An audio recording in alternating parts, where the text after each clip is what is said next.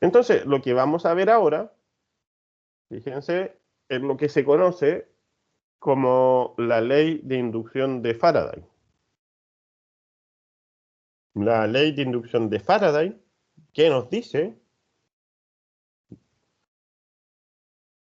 fíjense, esta letra epsilon que aparece acá, nosotros la vamos a empezar a llamar ya, aunque la definimos hace un tiempo atrás, ahora la vamos a volver a ver. Esto es nada más que un voltaje. Esto es como que fuera un delta V, pero se le conoce como la FEM, que sería la fuerza electromotriz. ¿Sí? Ahora, fíjense que la ley de inducción de Faraday nos dice que la FEM inducida fíjense acá, en una espira, y vimos recién que una espira es cualquier alambre que se doble y quede cerrado, dice que la FEM que se induce es directamente proporcional a la relación de cambio en el tiempo del flujo magnético a través de la espira. Y en este caso, el flujo magnético lo vamos a definir igual que el flujo eléctrico. Fíjense, el flujo magnético se define como la integral de área entre el producto punto del campo magnético y el diferencial de área. ¿Sí? Acá si uno desarrolla esto, es V por dA por coseno del ángulo.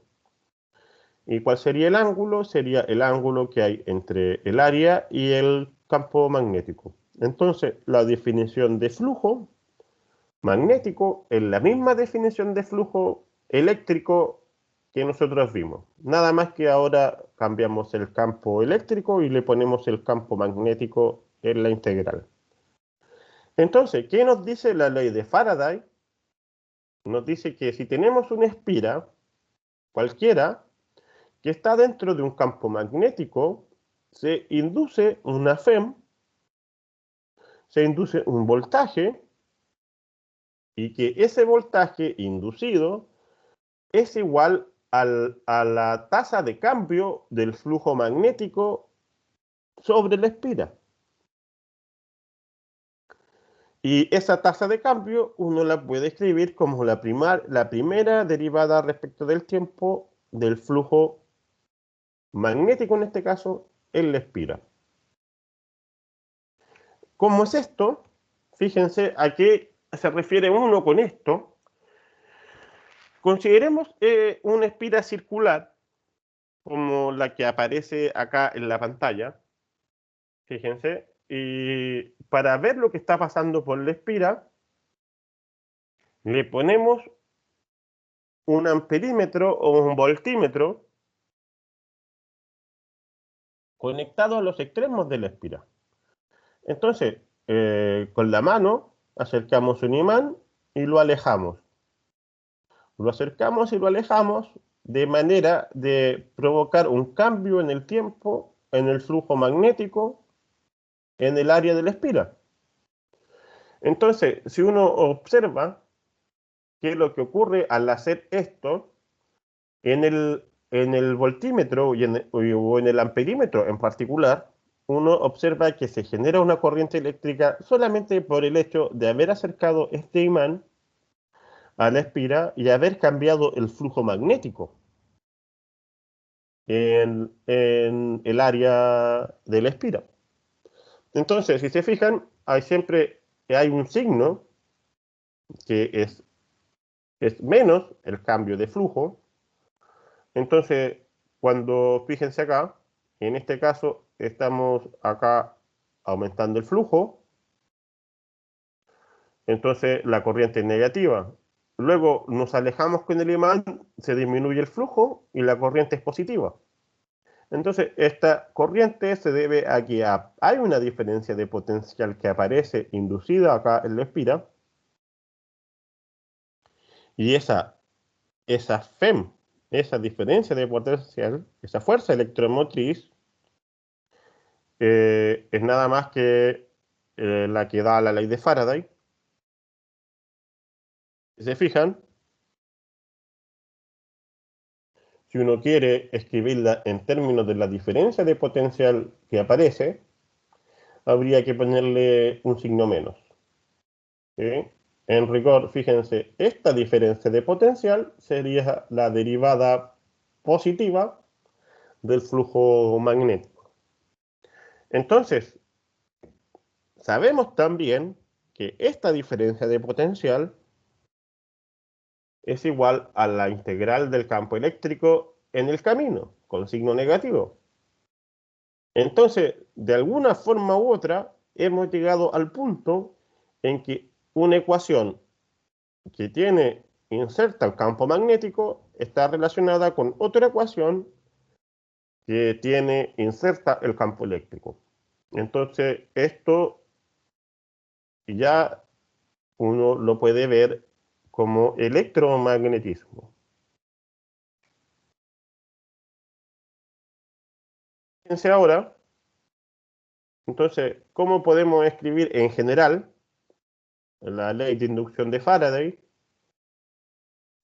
Si vemos cómo es la forma particular, como la definimos nosotros, como que la FEM inducida es la primera derivada en el tiempo del flujo magnético con signo negativo, y estamos diciendo que esta FEM inducida es menos el voltaje que aparece en la espira.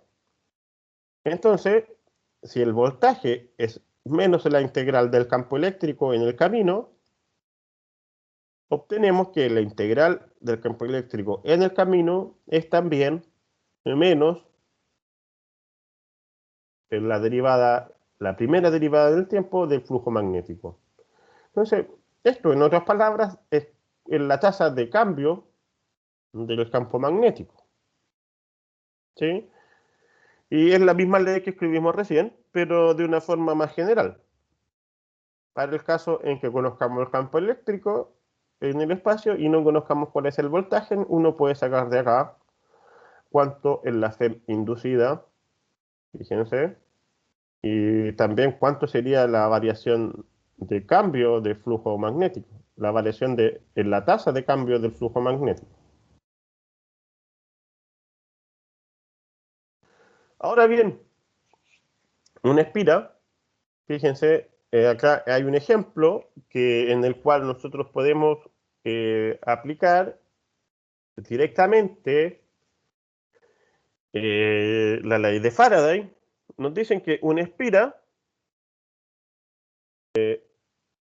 metálica rectangular, fíjense que sería este cuadrado que está acá, de dimensiones de largo alto L y ancho W, fíjense, entonces el área de esta espira es L por W, tiene una resistencia eléctrica R. Si uno conoce cuánto es el largo y conoce la resistividad del material, puede saber acá, conociendo la sección de este alambre, determinar cuál es la resistencia R.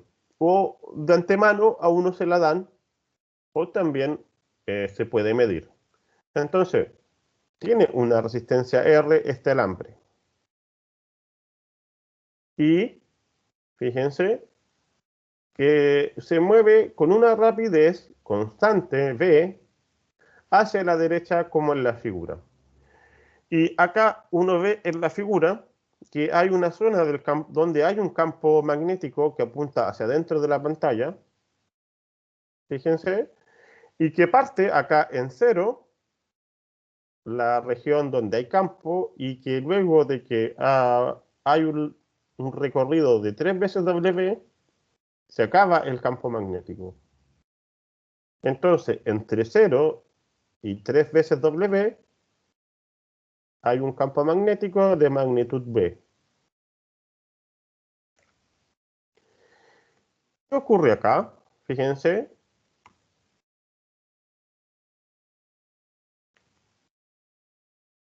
¿Qué nos dicen?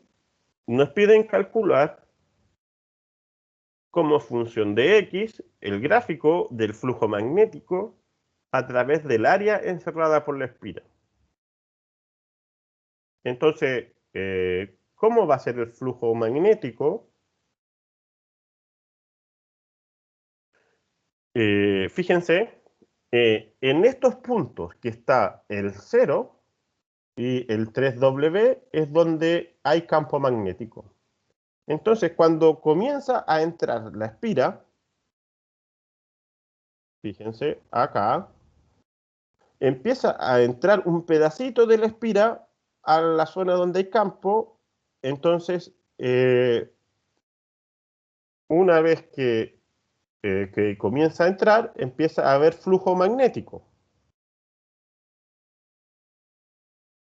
Cuando la espira ya recorrió una distancia W, es decir, que está completamente entera dentro de la zona del espacio que hay campo magnético, el flujo magnético tiene que ser igual al área de la espira por la magnitud del campo. Entonces, cuando ya llegamos a W, es porque está completamente el área de la espira adentro, y en esa región del espacio, fíjense, el área completa de la espira es L por W. Si uno la multiplica por el campo magnético, obtiene el flujo magnético B, y esto se va a mantener constante en la medida que permanezca la espira adentro de esa zona, pero una vez que sale, comienza a salir, comienza nuevamente a disminuir el flujo magnético, disminuye hasta que la espira sale por completo de esa zona del espacio, y el flujo magnético se hace cero debido a que en esa parte del espacio no hay campo magnético. Solamente hay campo magnético entre 0 y 3 veces W. Directamente desde acá, desde el gráfico, si fíjense, uno deriva lo único que está cambiando acá es W. Y nosotros sabemos que la velocidad de la partícula, cómo se mueve hacia la derecha. Si uno deriva el dw en el tiempo, tiene que darnos la velocidad acá. La velocidad con la cual se mueve la espira hacia la derecha sería la primera derivada de w respecto del tiempo. Entonces, el flujo magnético ¿cómo cambia en el tiempo acá? ¿Cuál es la primera derivada del flujo magnético? Sería el módulo del campo magnético por el largo de la espira y por la velocidad con la cual se mueve hacia la derecha. Entonces, durante toda esta en donde va a entrar a la región donde hay campo magnético, fíjense, mientras va entrando hay un cambio de flujo magnético. Luego que entra y permanece adentro, el flujo magnético permanece constante. Entonces, mientras esté adentro no va a haber FEM inducida, ya que al ser constante el flujo de una constante es cero. Y luego, cuando comienza a salir nuevamente de esta región del espacio, comienza a disminuir el flujo magnético, y lo podemos determinar nosotros que disminuye, fíjense, y la tasa de cambio, que es la primera derivada en el tiempo del flujo magnético, va a estar dada por el campo magnético por L y por B. Y en este caso, si se fijan, va a cambiar. Y luego que sale completamente, una vez que está completamente afuera, ya no hay campo y no hay flujo, entonces ahí la FEM inducida es cero.